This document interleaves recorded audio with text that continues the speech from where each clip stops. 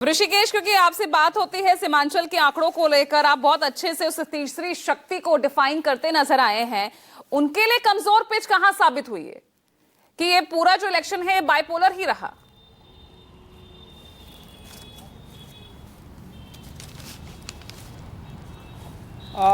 पूजा देखिए, जो चुनाव जो 17 या 16 एजेंसियों ने जो सर्वे किया है और जिसको लेकर बिहार में चर्चा है, तो मैं बता दूं कि जो तीन लास्ट का जो बिहार चुनाव को लेकर सर्वे हुआ, 2015 का विधानसभा चुनाव जो सर्वे था वो बिल्कुल उलट हुआ, फेल हुआ। तमाम एजेंसियों ने एनडीए सरकार बनाई थी।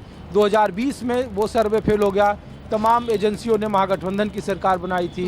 2024 में तमाम सर्वे फेल हो गए और अब 2025 में जो आंकड़ा दिए जा रहे हैं पूजा, उससे कम से कम ज़मीन पर वो चीज़ें तो नहीं दिखाई दे रही है कि एक बात सच है कि दोनों तरफ में सीधा मुकाबला है, बीच में कोई तीसरी कड़ी नहीं है। जनसुराह जरूर है, लेकिन उनका वोट शेयर 5%, 6% जो एक पॉलिटिकल पार्टी को रजिस्टर्ड होने के लिए होती है, 6% वोट चाहिए होता है टोटल वोट में से, वो वहाँ तक पहुँच पाते हैं या नहीं पहुँच पाते हैं, ये सबसे बड़ा सवाल है। लेकिन वो सीटों में तब्दील नहीं हो रही है, ये बात सच है। दूसरी बात पूजा ये है कि देखिए, जो बीजेपी का जो सबसे मजबूत पक्ष है और उनके सरकार बनने की जो सबसे बड़ी वजह तमाम सर्वे एजेंसियां जो कह रही हैं, उसमें एक बात कॉमन है कि नीतीश कुमार का स्ट्राइक रेट बढ़ रहा है। और दूसरा, हाल के दिनों में जो 3-4 योजनाएं चलाई गई, जीविका दीदी के खाते में 10,000 रुपये, जिसकी संख्या 75 लाख है, और जो 3 करोड़ 46 या 38 लाख जो महिला मतदाता हैं, उसका तकरीबन 16 या 20% ये संख्या होता है। तो 20% जो लाभार्थी हैं, उसको लोगों ने ये मान लिया पूजा की जो महिलाएं हैं वो नीतीश कुमार की समर्थक हैं, या जो वोटर है वो नीतीश कुमार के पक्ष में वोट दिए हैं। इसीलिए देखिए कि 10% 9 पॉइंट या 9.5% इस बार के विधानसभा चुनाव में बिहार में वोट का इजाफा हुआ है, जो बीते 5-7 विधानसभा चुनाव का आप कह लीजिए कि आज़ादी के बाद सबसे ज़्यादा ये ट्रैक रिकॉर्ड है, जब सबसे ज़्यादा वोटिंग परसेंटेज बढ़ा है। ऐसा नहीं कि SIR इस बार हुआ है, SIR 2002 में भी हुआ था, उसके पहले भी हुआ था, लेकिन वोट परसेंटेज इतना नहीं बढ़ा था। आमतौर पर जो सेफोलॉजिस्ट हैं उनको लगता है कि 10% या 9.5% वोट परसेंट बढ़ा है, तो वो या तो एंटी खिलाफ होता है या फिर प्रो इनकम्बेंसी होता है। लोगों ने उससे मान लिया कि इसमें महिलाओं की वोटिंग ज़्यादा है, तो 10% वो महिलाओं का पक्ष में, एनडीए के पक्ष में चला गया है, लिहाजा 150 पार है। हमारा नज़रिया जो वोटिंग का ट्रेंड है पूजा, वो दूसरा दिखा रहा है। बिहार में देखिए, हम लोग बार बार जहाँ भी घूमे हैं, चुनाव किसी भी इलाके में चले जाइए, वो जातिगत समीकरण पर हुए हैं, सामाजिक समीकरण पर हुए हैं, लोकल कैंडिडेट पर हुए हैं, किसी के खिलाफ कोई भी लहर जैसी चीज़ नहीं थी। हाँ, एक बात जरूर है कि नीतीश कुमार के चेहरे के खिलाफ किसी की शिकायत नहीं थी, बाकी जितने भी दल हैं सब लोगों के खिलाफ एंटी इनकम्बेंसी थी। इसीलिए भारतीय जनता पार्टी में तकरीबन 40 से ज़्यादा ऐसे विधायक हैं पूजा, जो 3 बार 4 बार से विधायक हैं, और उनके खिलाफ बहुत ज़्यादा एंटी इनकम्बेंसी है। और इसीलिए इसका नुकसान बीजेपी के खिलाफ ज़्यादा दिख रहा है, उनके उम्मीदवारों के खिलाफ ज़्यादा दिख रहा है। तो जो स्ट्राइक रेट है एनडीए में, जेडीयू के मुकाबले हमको लगता है कि बीजेपी का स्ट्राइक रेट कम होगा। दूसरी बात पूजा कि 2020 के विधानसभा चुनाव को देख लीजिए और 2024 का देख लीजिए, इन दोनों ही विधानसभा चुनाव में एक बात कॉमन थी कि 2020 के विधानसभा चुनाव में एनडीए खास करके नीतीश कुमार के खिलाफ जो सबसे ज़्यादा माहौल था वो सवर्णों का था। एंटी हो गए थे, पूरा सवर्ण की जो लॉबी थी वो नीतीश कुमार के एंटी हो गई थी, और चिराग पासवान को फायदा मिला, 5.5% वोट उनको मिले, और 22 सीटों का जनता दल यूनाइटेड को नुकसान हुआ।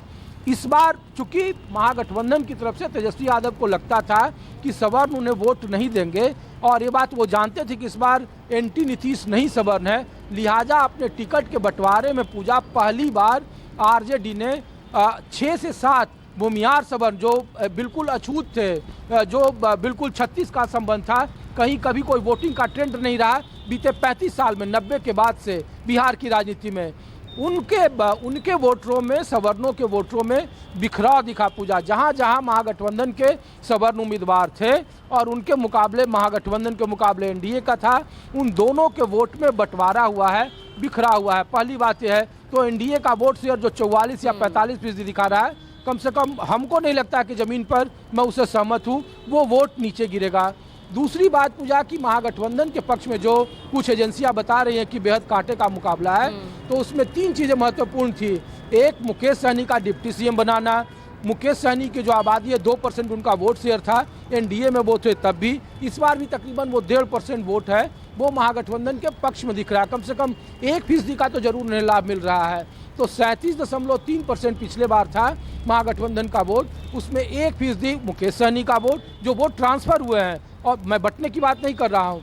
1% जो तत्मा समाज है, आईपी गुप्ता का है, वो वोट, तो 2% ये, और सवर्णों में जो बिखरा हुआ है तो 1% ये। मेरे हिसाब से 39 या 39.5% के आसपास महागठबंधन का वोट इंटैक्ट है। रहा सवाल कि क्या महागठबंधन के वोटों में कहीं बिखराव दिख रहा है, तो एनडीए के मुकाबले महागठबंधन के वोटों में कहीं बिखराव नहीं दिख रहा है जमीन पर पूजा। इसलिए बाइपोलर लड़ाई है। और जो पीडीए था, पिछड़ा दलित और अल्पसंख्यक, उत्तर प्रदेश की राजनीति में था, बिहार की राजनीति में उसमें एक और जुड़ गया है कि पीडीएएफ, पिछड़ा दलित अल्पसंख्यक और फॉरवर्ड। मैं इसीलिए ये फॉरवर्ड पर जोर दे रहा हूँ कि फॉरवर्ड में आप देखिए विजय सिन्हा के मुकाबले जो डिप्टी सीएम है, वहाँ बिल्कुल कांटे की लड़ाई है। वो चुनाव में नहीं कहा जा सकता है कि कौन जीतेगा, बेहद नज़दीक मामला है, लेकिन जो लोग दावा कर रहे हैं कि वहाँ एनडीए की कमजोर कड़ी है। अनंत सिंह के खिलाफ सूरजभान सिंह की लड़ाई देख लीजिए, वहाँ सवर्णों के वोट में बंटवारा है। परबत्ता देख लीजिए, मैं सीट बता रहा हूँ आपको, परबत्ता में सीट देख लीजिए, जेडीयू के भूमिहार विधायक थे, उनको आरजेडी ने टिकट दे दिया, वहाँ लड़ाई कड़ा है। बगल में विक्रम की सीट देख लीजिए। और तो और पूजा देखिए, जो बीजेपी के कोर वोटर थे, जो कायस्थ बोलते हैं, आपको मुरार की एक सीट है जहाँ केसी सिन्हा ने जनसुराज ने उतारा केसी सिन्हा को, वहाँ आप पूछ लीजिए कि जो कायस्थ एक तरफा भारतीय जनता पार्टी को वोट करते थे, वहाँ पटना सिटी में कुम्हरार जैसी विधानसभा सीट पर वहाँ के कायस्थों में नाराजगी और उनके वोट बटे हैं, जो उनके कोर वोटर थे। आप गया में प्रेम कुमार की सीट में बता रहा हूँ, जहाँ पे सबसे ज़्यादा 8 बार से वो विधानसभा विधायक बने हैं, और वहाँ पे कायस्थ समाज से इस बार कांग्रेस पार्टी ने उम्मीदवार दिया। कांग्रेस पार्टी को वहाँ कायस्थों के वोट मिलते हुए दिख रहे हैं। अग्रवाल समाज जो वोट, जो वैश्य बनिया वोट एनडीए का वोट है, वो वोट वहाँ पे बढ़ता हुआ दिख रहा है। यही कमोबेश आप शिवहर में चले जाएं, सीतामढ़ी में चले जाएं, चंपारण में चले जाएं, आप मधेपुरा में चले जाएं, सुपौल में चले जाएं, आप मुंगेर में चले जाएं, ऐसा कोई जिला नहीं है जहां पे सवर्णों के वोट इंटैक्ट रही हैं। महागठबंधन के वोटों में बिखराव की संभावना इस बार पहले के मुकाबले थोड़ा कमतर दिखी पूजा। इसीलिए मैं कह रहा हूं कि जो 37.3% का 2020 का उनका जो आंकड़ा था, वो कमोबेश बढ़ता हुआ दिखाई दे रहा है। तो 39 हो सकता है, 39.5 हो सकता है, 40 हो सकता है। एनडीए का जो वोट परसेंट, चूंकि 5 मजबूत दल है, चिराग पासवान पिछली बार नहीं थे एनडीए में, और उपेंद्र कुशवाहा नहीं थे। उपेंद्र का 1.5 या 1.25% उपेंद्र कुशवाहा का जो वोट शेयर कहा जा रहा है, वो बढ़ता हुआ दिख रहा है। लेकिन उन इलाकों में जहां उपेंद्र कुशवाहा का प्रभाव है पूजा, जहां पे राजीव जी बात कर रहे थे कि शाहाबाद और कैमूर का इलाका और मगध का इलाका जहां पे स्वीप कर गया था महागठबंधन, वहां पर इन लोगों के आने का कुछ आंशिक फायदा दिख रहा है। उतना बड़ा नुकसान नहीं दिख रहा है कि महागठबंधन को बिल्कुल 50-50 की लड़ाई है। वहां महागठबंधन की सीटें कम होती हुई जरूर दिख रही है, लेकिन उसका जो फायदा जो उसके उलट है, दूसरा फायदा जो उत्तर बिहार की सीटें 124 सीटें थी पूजा, जिसमें से 102 या 103 सीटें एनडीए के खाते में थी 2020 में। पूरा स्वीप कर गया था वो इलाका, मधेपुरा, सहरसा, सुपौल, सीतामढ़ी, शिवहर, बेतिया, मोतिहारी, वो पूरा किशनगंज, अररिया, पूर्णिया, मुंगेर, भागलपुर, ये तमाम इलाकों में सबसे ज़्यादा सीटें एनडीए के जीते थे। लेकिन इस बार उन्हीं इलाकों में पूजा सबसे ज़्यादा कड़ी लड़ाई है, और वहाँ पे जो एनडीए का जो बड़ा किला है वो दरकता हुआ दिख रहा है। और उन इलाकों में जनसुराज ने बड़ा नुकसान पहुंचा है। जो जनसुराज का वोट परसेंट बढ़ रहा है इस विधानसभा चुनाव में पूजा, वो उन्हीं इलाकों में है जहां पे जनसुराज की मजबूत उपस्थिति रहा है। 21 में से मोतिहारी और बेतिया में 17 सीटें जब 2015 में लालू यादव और नीतीश कुमार का महागठबंधन नहीं वो तोड़ पाया किला, और उन इलाकों की अगर रिपोर्ट बहुत अच्छी नहीं आ रही है, बेहद नज़दीक आ रही है, तो ये कहना मुश्किल है कि कोई एक तरफा लड़ाई है। किसी की भी सरकार बने, बेहद नज़दीक मुकाबला होगा। और 122 का मैजिक आंकड़ा है, तो कोई 10 सीट 12 सीट आगे हो सकता है, या कोई 10-12 सीट पीछे हो सकता है। कमोबेश वही स्थिति रहेगी पूजा। चलिए ठीक है।